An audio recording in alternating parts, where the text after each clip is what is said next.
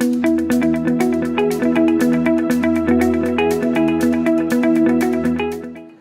Daksha, the head of kindergarten from James Modern Academy, and we're here to share with you how we nurture global citizenship in our school, right from kindergarten to higher ups. Now we have Shrikala here, who's our school counselor, and she deals with the senior section, and she'll talk to you about what they do there. Let me introduce to you Debbie Reynolds. Debbie Reynolds, who will talk about Johnston. Sorry, I seem to have married her off to the wrong person. She will talk to us about kindergarten and how we talk about global citizenship in the kindergarten.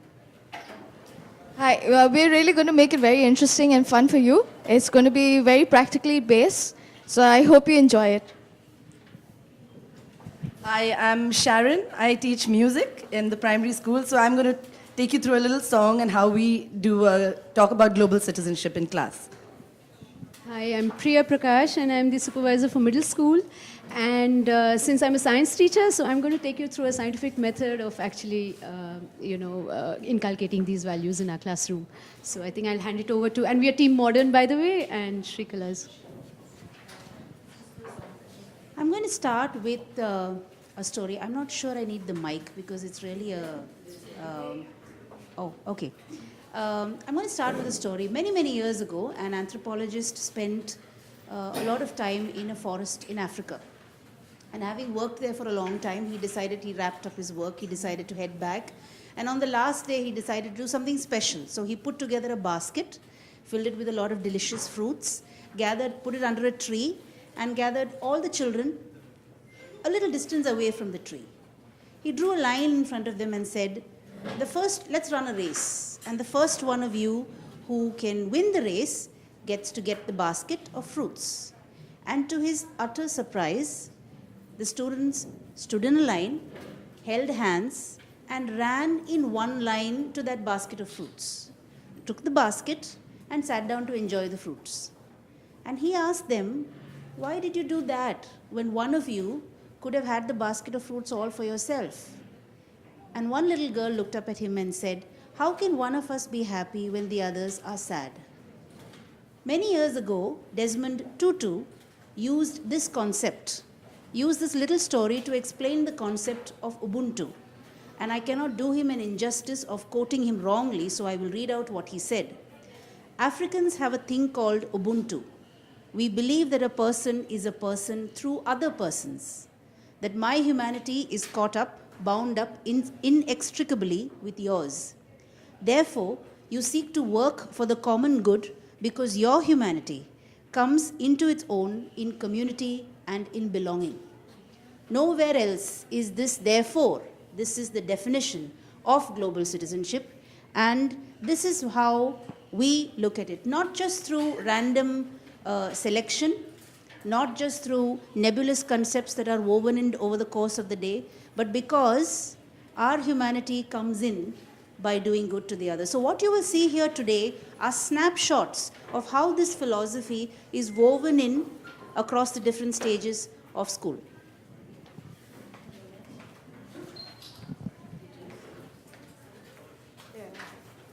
I have before you here a bread basket. It's just simple, something that you'll find in an ordinary store. What is this? Where does it originate from? Belgium. What is this?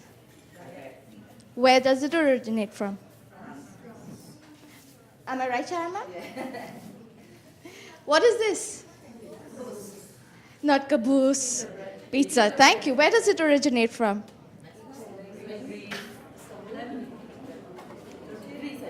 Greece. Greece. Okay, we need to do a little homework. And this, the last one? Caboose. Everyone knows? Where does it originate from? Correct. Okay. Now this is just something very simple, but I would like you to look at the similarities and the differences here. What do you find similar here?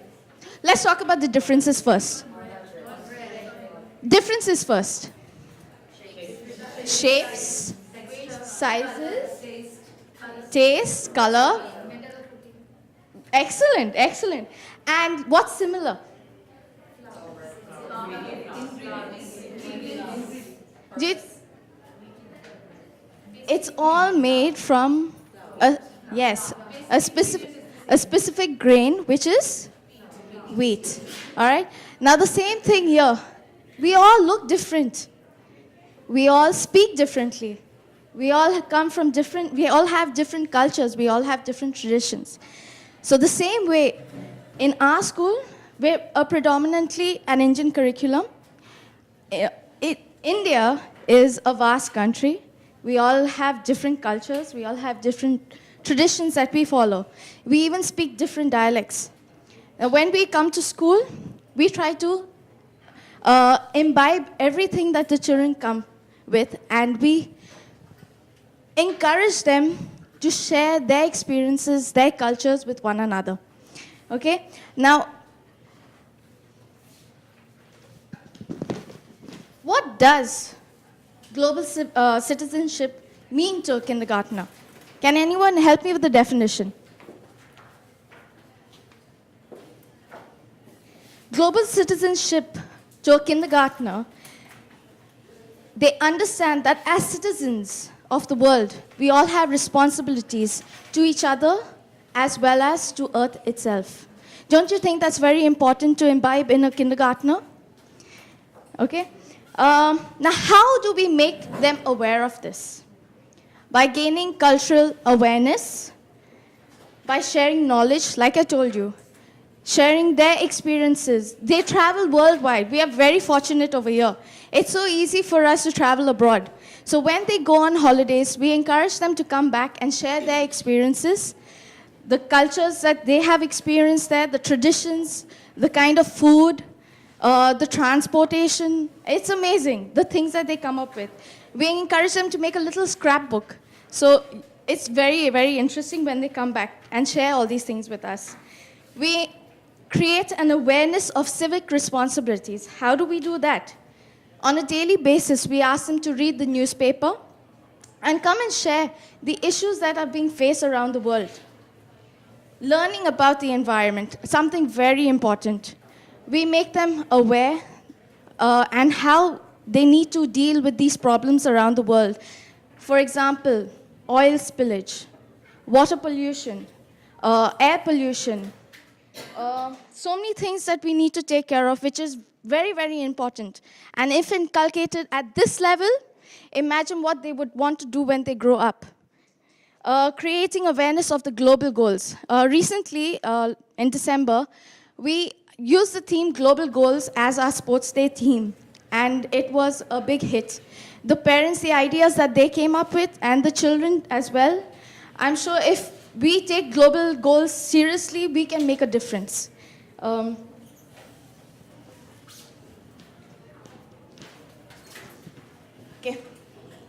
Now these are a few things that I'm going to be talking about on. Okay, the way we inculcate these values into our kindergartners. Okay, through stories, through new languages, songs, events, charity drives, resources, and value education.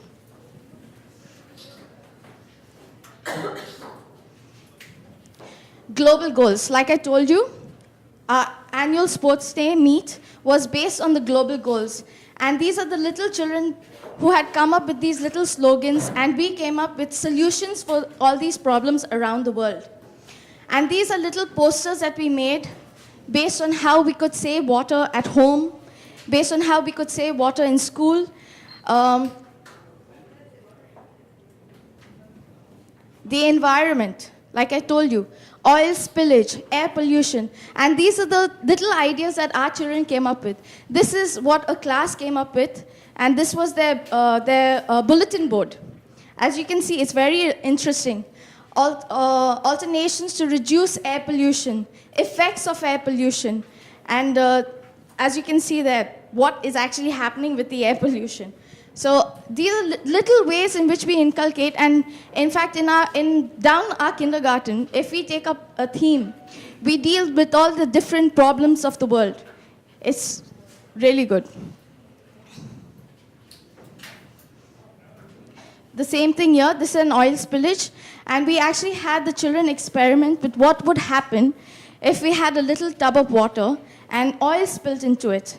and how it affects little creatures in the water. And this is the result of it. Events and charity drives. We celebrate National Day, we celebrate Republic Day, where the children come in their ethnic wear, and we share a few of the cultures and traditions on that particular day. We have various drives, such as a donation drive, a book donation drive, and we have a souk sale on which whatever proceeds we generate through the souk sale is donated to a special needs or charity. Resources that we have in class is a globe, a world map, and very, very nice stories. Now, for example, this one story here, one plastic bag. It may seem like an ordinary story, but it has a lot of meaning to it. And it teaches us that one person can make a difference. Now, this lady in her village, she noticed that her village was just getting dumped with so much of plastic bags. Everybody's going shopping, and there was plastic all around. Now, what she did here was she started creating things out of the plastic. And watching her, the entire village got involved. And they started, recycling and reusing plastic. I'm sure if we teach our children to do things like this, what a world it would be, right? Value education, life on land. We had children talking about pets and how we need to take care of them and how they are as precious as we are to our parents. We need to take care of them, nurture them well, give them a good place to live in, feed them. And here we had children go out to a grocery store or supermarket and buy things for their pets. Okay? Clean water and sanitation. We teach them how important it is to save water. We teach them how important it is to wash their hands well. And we actually even made soap with them in class, which was a real fun activity for us as well. Above there, we had a very, very nice story. It was called the Crushed Heart story. We had a simple heart, and whenever somebody hurt us or did something wrong to us, our heart got crushed. And we kept on asking the children to carry on saying mean things to us or something that would, affect us. And we saw that the entire heart was crushed at the end of it. And how, when we say a kind word or do something or appreciate someone in a good way, the heart starts opening up and getting good again. At the end of that lesson, we had an activity here on what I will do and what I won't. And trust me, this was most effective in class. And they even went back home and they, carried it out at home as well. So it was a really successful activity. We have songs. Now, this was our annual day function recently held. And it was a super hit. We had countries all around the world depicted. As you can see here, this was the finale, where our theme was global citizenship. And the children sang at the end of it, Earth, we're in it together. It was based on how we need to save our planet. And all children all around the world were represented in it. At the bottom there, to encourage global citizenship, we had children representing Africa there. And they were playing the traditional drum, the traditional African drum, the djembe. And they even chanted in the African language as well. And that's our global citizenship, the way we do it in kindergarten. Now over to Sharon ma'am.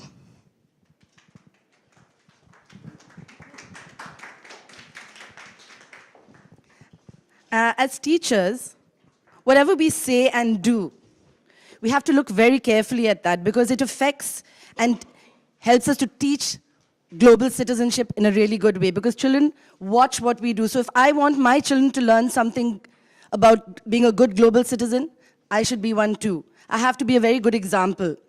So we are going to be deciding what kind of society we're shaping. So when we talk about and when we do songs in the classroom, we discuss these songs before we actually learn the song. We discuss, take apart all the lyrics, which I'm going to do with you right now. And if you like singing, and if you want to join in with the singing, you can most definitely do so.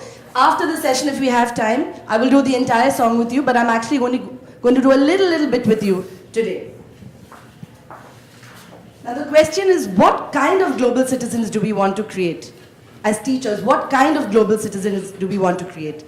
As a music teacher, I want my children to feel a moral responsibility for everything happening in the world, whether it's climate change, it's deforestation, pollution, famine, war. I want them to know about this, and I want them to think about and come up with solutions in their own little way.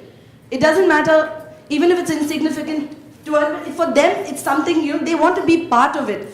So we can take the little ideas, we can put it down, and we can see how we can change the world. I want them to take up a little cause and come up with solutions and try and support the cause. So what we did is we divided them into little groups, and we said each one of them is going to come up with something.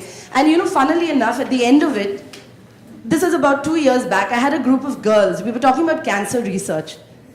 Over the weekend, they actually went to I think it's called Hope for Hair.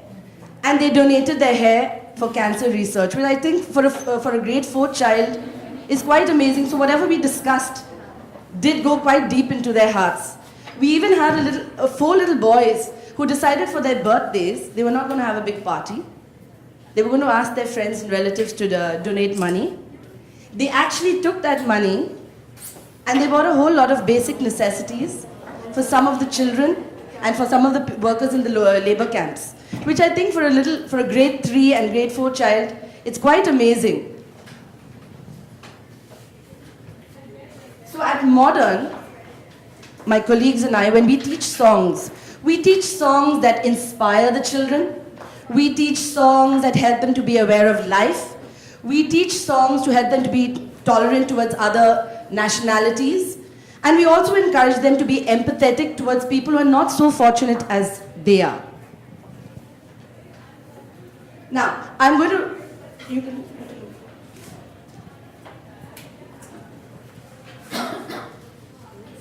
Yeah. Now we're going to one of the songs. Listen to it.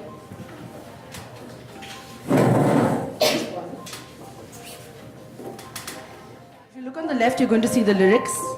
And if you look on the right, you're going to see the things that we discuss in class.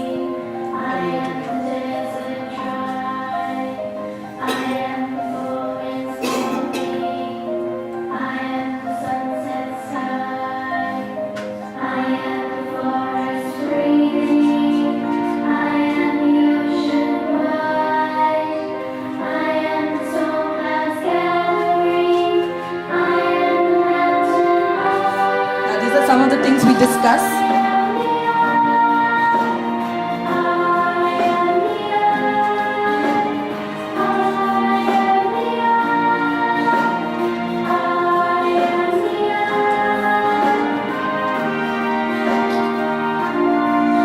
Now watch the second verse. The I am becomes we are. This makes students aware that their responsibilities extend beyond just their families and communities, but globally.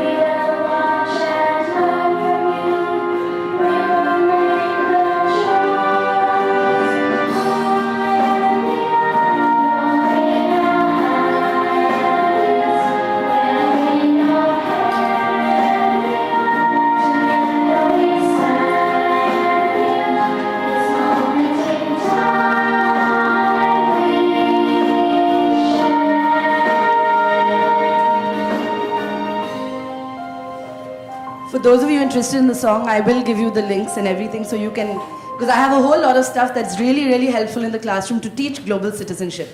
So before I hand over to my colleague Priya, I just want to end with a quote by Mother Teresa.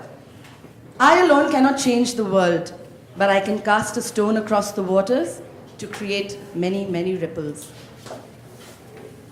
And I think this last slide says it all. Our children can do it. I'm sure you realize by now that there's a lot of thought that goes into this process. And which is why we want to emphasize global citizenship cannot be taught randomly. It needs to be an intentional and focused process. Something that's put into place, and you may have seen through the lesson plans in the kindergarten, the fact that songs are not merely used as a music class for entertainment, which is a good thing, but that's how intricately it needs to be woven in. And therefore you see that when we go into middle school, there's a different twist to it. Now this is the time when children start getting focused onto studies and need to work on more complex skills that translate into their academic work. And therefore we have used also scientific and research-backed methods like design thinking to further develop the skills like that are intricate in global citizenship. So, ladies and gentlemen, this is the profile of the next generation citizen, the world citizen, as we say.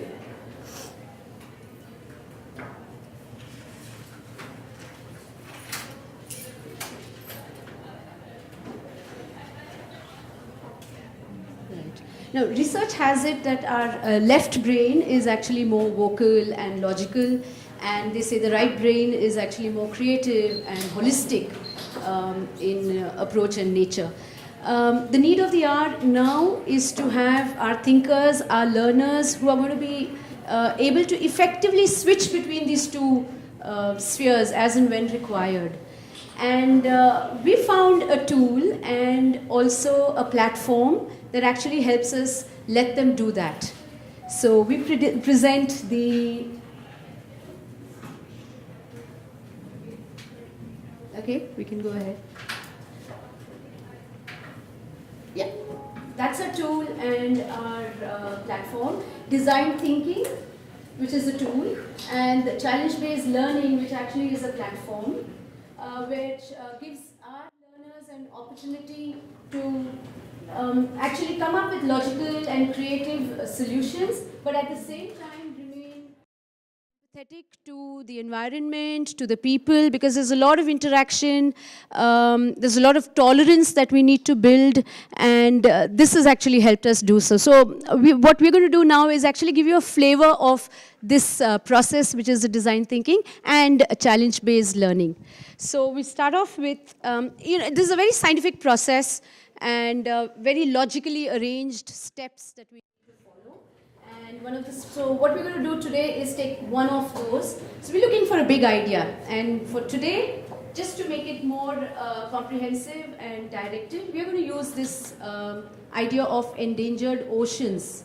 Coming from this very big idea of sustainable living, which I'm sure all of you know that is one of the main goals that the UN has identified as a global goal and a global value.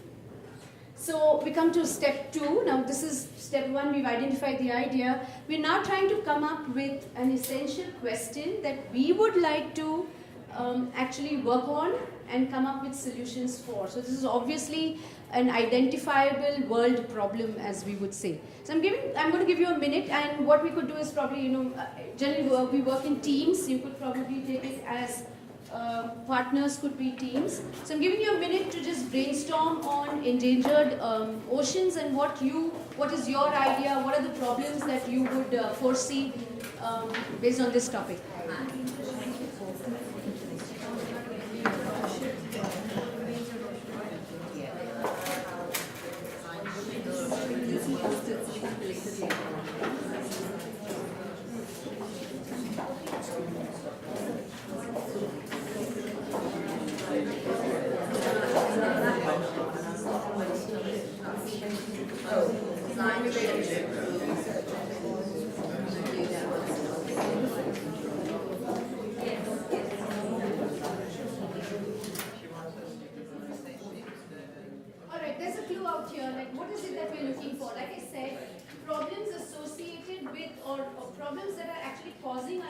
Oceans to be endangered. Now, in the classroom, you'll obviously have the support of many other resources. For today, your partner becomes your resource and your expert. So, a question like, for me, I know that one of the causes for that actually cause this endangerment of oceans is actually oysters. So I'm going to think about oysters, as in my team will be thinking about oysters. Like that, I would like you to come up with any one aspect that you would like to hang up. If you would like to go with oysters, you're most welcome.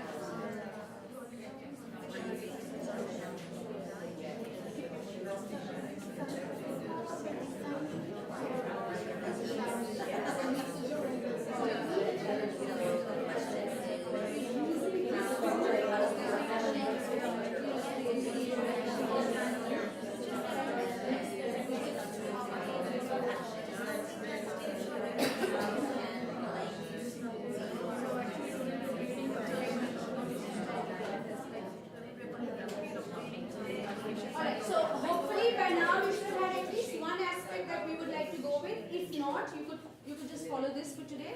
And then, as you have the time, you could always brainstorm more. So we move on to step 3 now. I have a question. I know that I'm going to try and work on how oil spills are endangering oceans, but it is not enough for me to just have that awareness and the information. I need to put it into action.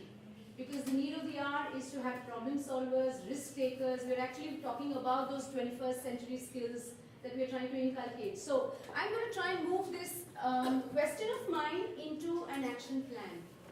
And therefore, one of the ideas that comes to my mind is I'm looking at different points of view on oil spills, how is it caused, and maybe take one little aspect and try to make a difference there. So in my case, I said, I'm going to look at the design of ships. Maybe it's the fact that these ships are not designed to be able to withstand those little pushes and forces of nature, and therefore, whenever there is an accident, so as to say, we have an oil spill. So my question here is going to be, I'm going to work on a new design of ships to reduce oil spills. Like that, whatever you have as your essential question, you just need to change that into an action plan now. So I'm giving you about 2 minutes for that.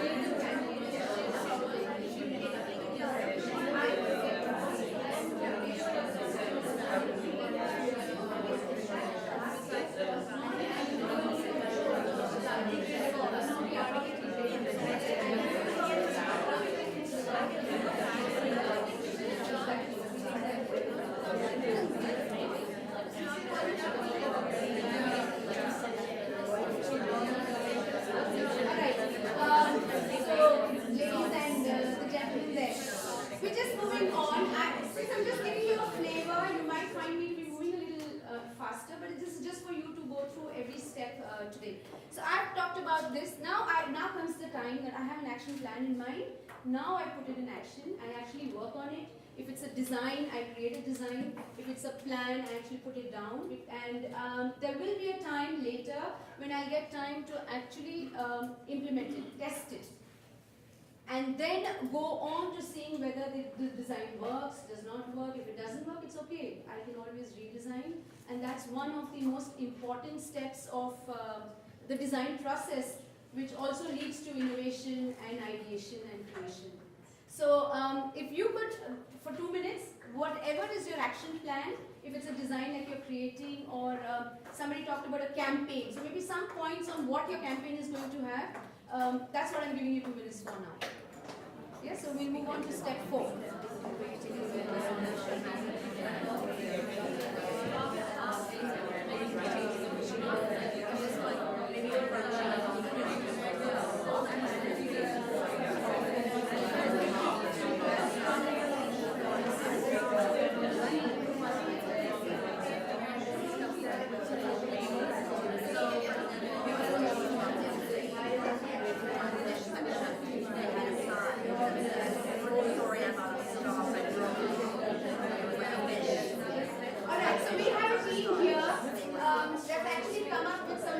so this is a time when in your class you would ask your student learners to come up and start presenting. Communication is a very important process in this tool that we are using. And therefore, there's a time they would come up with their ideas. You could have other teams actually evaluating their ideas. You could bring in experts who could do this probably. So I'm just going to ask this one team to, just a few points on what they put down as. So if you could go through your essential question, action plan, and then just what exactly you do. Yes, so our essential question was how we can control overfishing. And some of the actions that we came up with were that we would regulate, we would go through campaigns such as regulating fishing laws, trying to reduce consumption, which would mean educating in lots of parts of the world, trying to fish in a friendly way, so not using long lines and dredges, and allowing the zones to replenish, so constructing different areas of the ocean and allowing one part to grow whilst we continue to fish in other parts.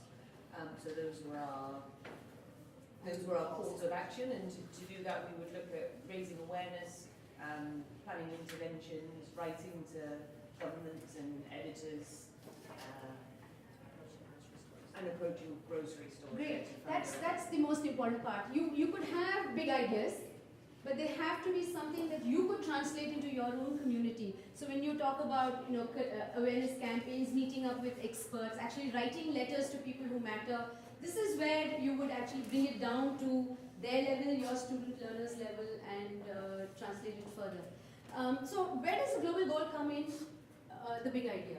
So in our middle school projects, we actually encourage our learners to identify world problems, real world problems, and as they ideate and create and test all their solutions, you actually find them to be gaining a deeper understanding, of course, but with that comes empathy, tolerance to other people, their cultures, also the fact that sensitivity on how to communicate, how to handle issues.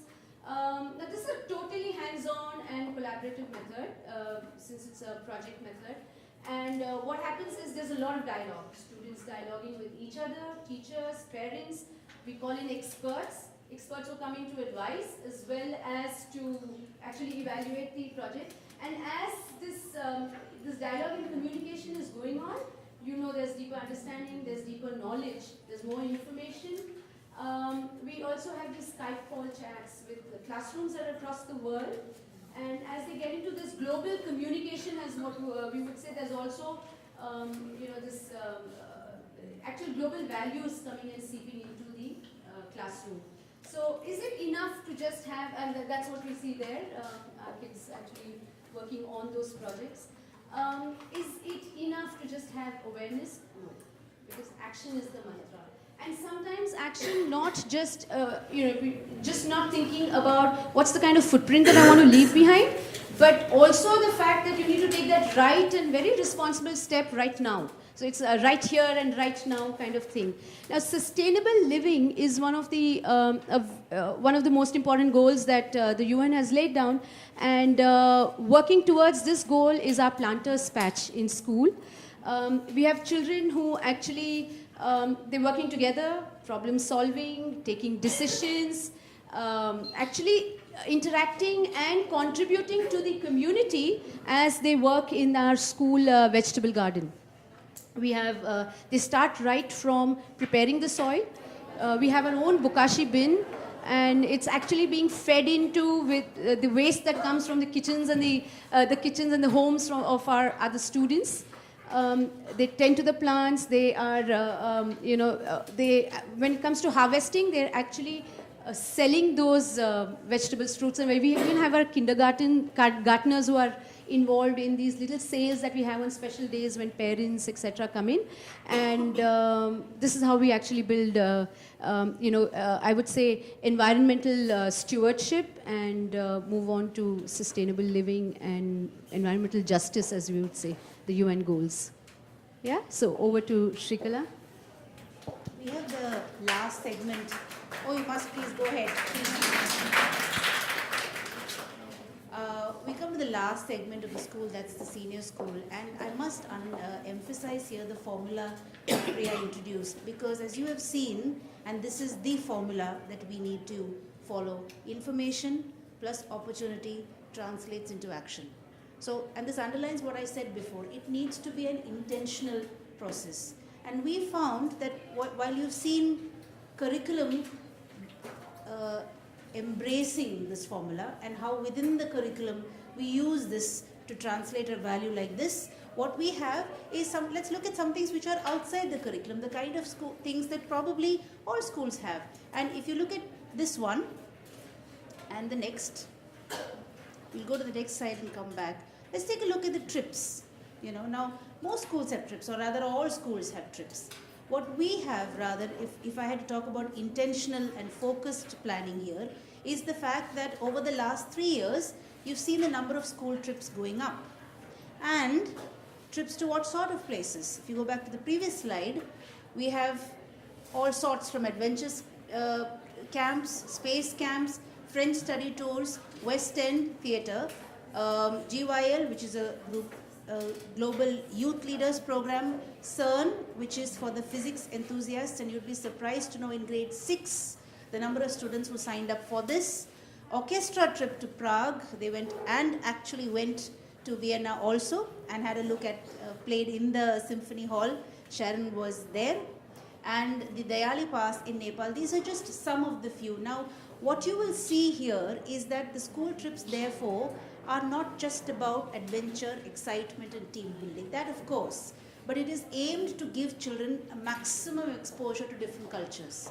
To not just, and also at different aspects. There's sports, there's adventure, there's fine arts, so on and so forth. And this is how we've used trips also to foster something like global citizenship. But something that we're really, really proud of, and that sort of comes into its own in senior school, because we are talking 13, 14-year-old teenagers who are able to make decisions, is the community outreach program. Now, for a good community outreach program, there are 3 things that are essential. It must inculcate values and attitudes. It must create a sense of identity, and it must involve participation. Why do we say this is a must? Because all too often, remember I'm talking about people who are pre-college, you know, and you need to work on those college applications and recommendations. So you will see people signing up for community outreach programs. And it's all too often to find youngsters sign up because they're interested in something, or I have to do something and I have to put it into my CV, or I want to help someone who is not as fortunate as me. That's not the spirit. We don't want anyone's pity. We don't want you to learn to pity somebody. This has to be a learning exercise. And therefore, this is something that when we are planning outreach programs, this is something that is kept very clearly in mind. Of course, since in high school also we have the IB, the CAS program does involve an element of reflection, which this year we have also built it into the Indian curriculum, so that the SUPW also involves a sense of reflection, and that is the single most important. What do you learn from this process of community outreach? One program that we are really, really proud of is, which follows this, is the Future Hope project. Future Hope is an organization which is based in several parts in India, but they do have offices in around the world. This is basically an organization that takes care of destitute children. It's not right to call them orphans. They do have parents, but who are simply too poor to take care of them. So they live in a home, they go to school. Hold the video, please.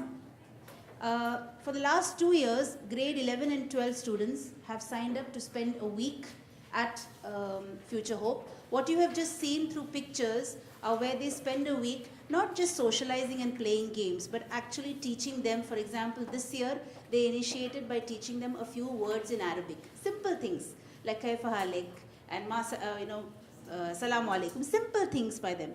They also learned, and I'm not sure if you've caught a picture of that, but actually together they've painted the walls of the school. It was a very run-down building that has been painted by both students of our school as well as in partnership with them.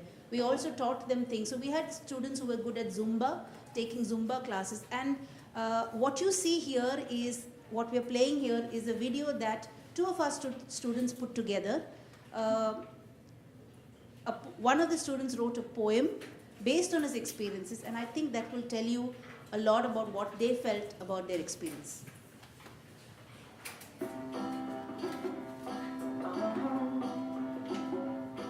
If you ever find yourself stuck in the middle of the sea, I'll sail the world to find you. If you ever find yourself lost in the dark and you can't see, I'll be the light to guide you. Find out what we're made of when we are called to help our friends in need.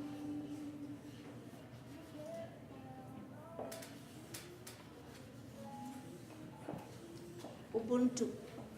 I am because we are. Thank you very much from Team Model.